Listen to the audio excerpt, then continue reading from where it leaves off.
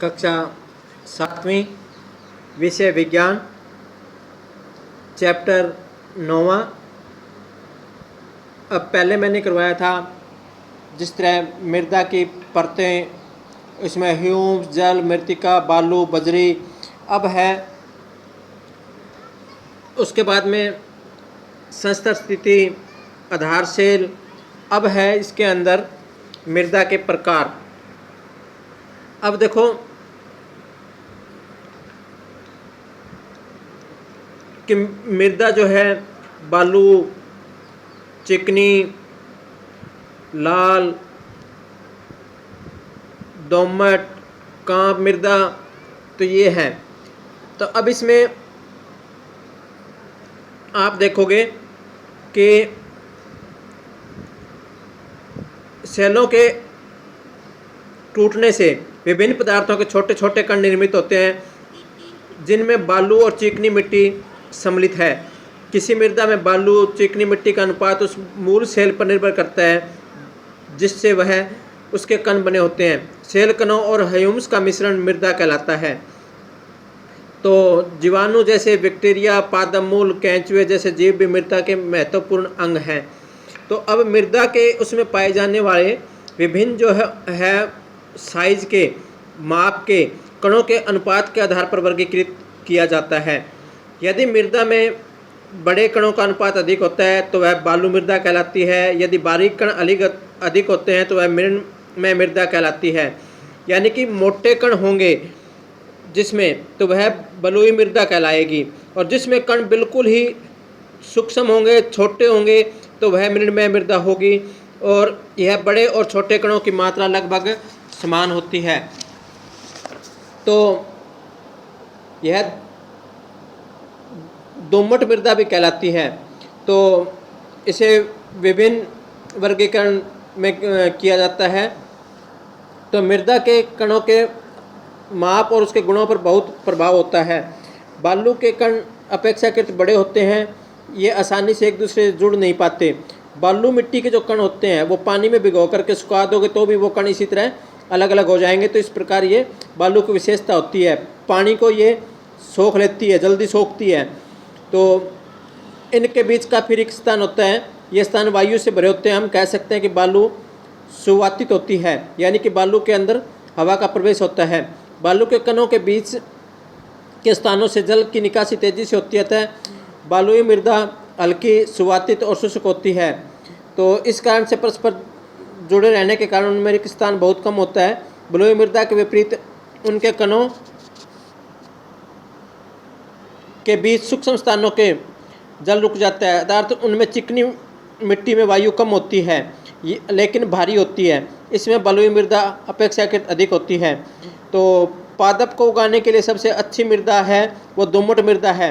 दोमट मृदा बालू, चिकनी मिट्टी और गाद नामक अन्य प्रकार के मृदों से बनती है। अगर मान लो पेपर में आ जाता है कि दोमट मृदा किस प्रकार बनती है, तो बालू, चिकनी मिट्टी और गाद नामक अन्य प्रकार के मृदा के कणों के मिश्रण से बनती है। गाद जो है नदी तलों के जोड़ के इसके अमाप बालू और चिकनी मिट्टी के अमापों के बीच होता है। तो दुमटी मृदा में ह्यूम्स होती है। इस प्रकार की मृदा पादपों की वृद्धि के लिए, यानी पौधों की बढ़ोतरी के लिए उचित मात्रा में जल धारण करना होता है। अब है इसमें मृदा के कण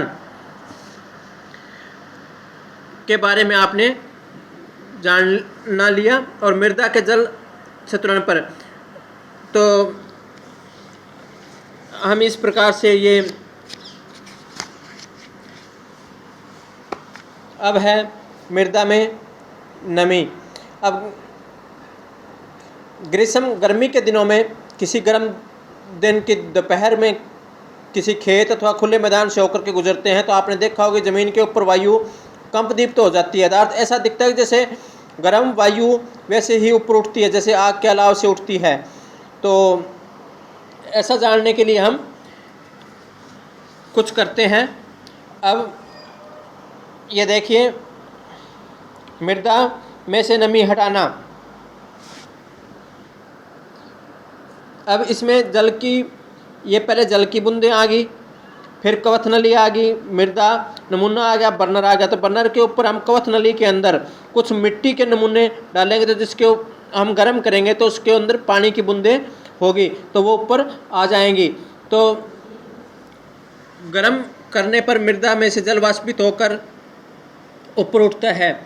अब इस गर्म दिनों में मृदा से जल के वाष्पन के कारण ऊपर उठती है। तो इस प्रकार से है। अब एक बिक्कर लीजिए, बिक्कर के अंदर ये कीप रखिए, कीप के ऊपर ड्रॉपर, फिल्टर पत्थर और उसके बीच में बिक्कर। तो इसमें से मृदा का द्रव्यमान 50 ग्राम, मापन सिलेंडर में आयतन UmL, मापन सिलेंडर जल का अंतिम आयतन VmL, मृदा द्वारा अवशोषित जल U-VmL, मृदा द्वारा अवशोषित जल का द्रव्यमान FVG है। तो 1 ml जल का द्रव्यमान 1 ग्राम के बराबर होता है। अवशोषित जल का प्रतिशत U-V/50 और गुणा में 100। तो अब देखिए, अब है मृदा और फसलें। भारत के विभिन्न क्षेत्रों में विभिन्न प्रकार की मृदा पाई जाती है। कुछ क्षेत्रों में मृणमय मृदा, कुछ क्षेत्रों में दुमटी मिट्टी और कुछ में बलुई मृदा पाई जाती है। पवन, वर्षा, ताप, प्रकाश और आर्द्रता द्वारा मृदा प्रभावित होती है। कुछ अन्य जलवायु कारक हैं जो कि मृदा परिच्छेदिका को प्रभावित करते हैं, मृदा संरचना में परिवर्तन लाते हैं। जलवायु कारक तथा मृदा के घटक सम्मिलित रूप होते हैं। इस क्षेत्र में से उगने वाली वनस्पति तथा फसलों की किस्मों को निर्धारण करते हैं। तो मृणमय और दोमटी मिट्टी दोनों ही गेहूं और चने जैसी फसलों की खेती के लिए उपयुक्त होती है। ऐसी मृदा की जल धारण क्षमता अच्छी होती है। धान के लिए मृत्तिका एवं जैव पदार्थ से समृद्ध अच्छी जल धारण और क्षमता वाली मृदा आदर्श होती है। मसूर और अन्य दालों के लिए दोमटी मृदा की आवश्यकता होती है, तो क्योंकि इसमें जल आसानी से निष्कासित हो जाता है। Thank you. आलू के कणों के बीच के स्थानों से जल की निकासी तेजी से होती है, अतः बालुई मृदा हल्की, सुवातित और शुष्क होती है। तो इस कारण से परस्पर जुड़े रहने के कारण उनमें रिक्त स्थान बहुत कम होता है। बलुई मृदा के विपरीत उनके कणों के बीच सूक्ष्म स्थानों के जल रुक जाता है, अर्थात उनमें चिकनी मिट्टी में वायु कम होती है लेकिन भारी होती है। इसमें बलुई मृदा अपेक्षाकृत अधिक होती है। तो पादप को उगाने के लिए सबसे अच्छी मृदा है वो दोमट मृदा है। दोमट मृदा बालू, चिकनी मिट्टी और गाद नामक अन्य प्रकार के मृदों से बनती है। अगर मान लो पेपर में आ जाता है कि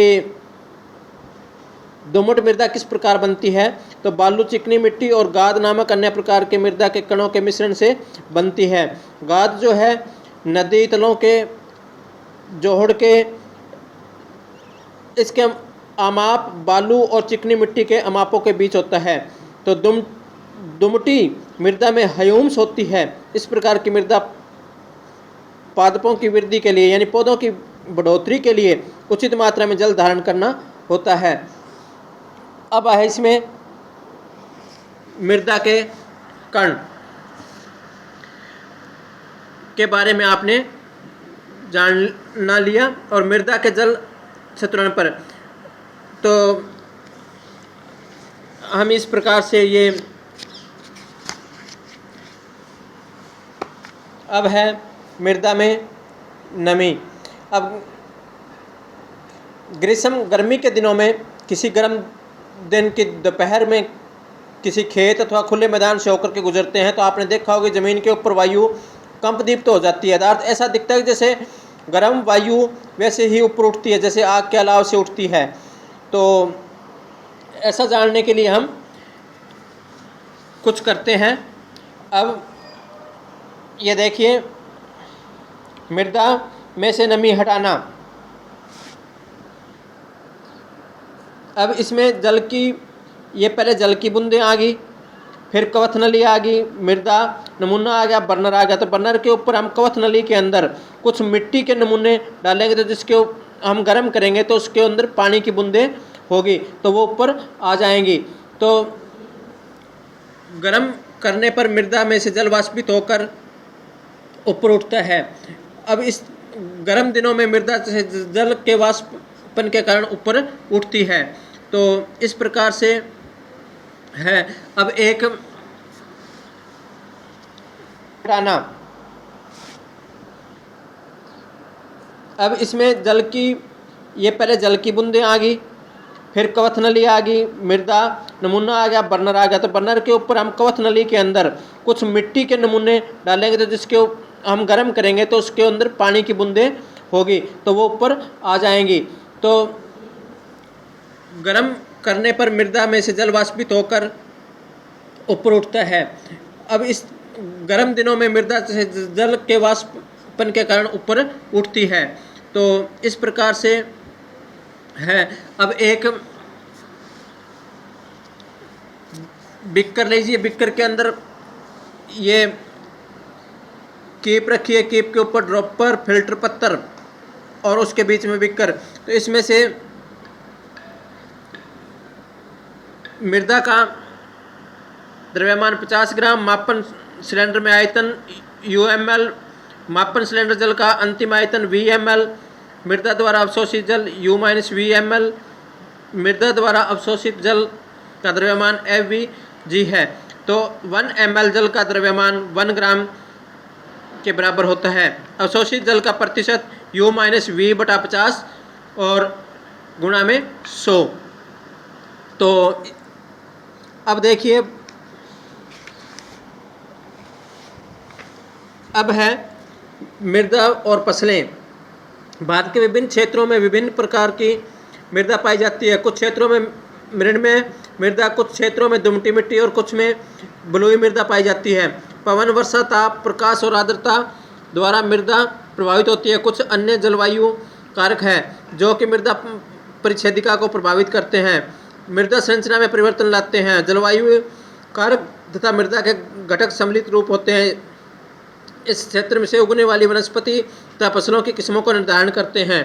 तो मृणमय और दोमटी मिट्टी दोनों ही गेहूं और चने जैसी फसलों की खेती के लिए उपयुक्त होती है। ऐसी मृदा की जल धारण क्षमता अच्छी होती है। धान के लिए मृत्तिका एवं जैव पदार्थ से समृद्ध अच्छी जल धारण और क्षमता वाली मृदा आदर्श होती है।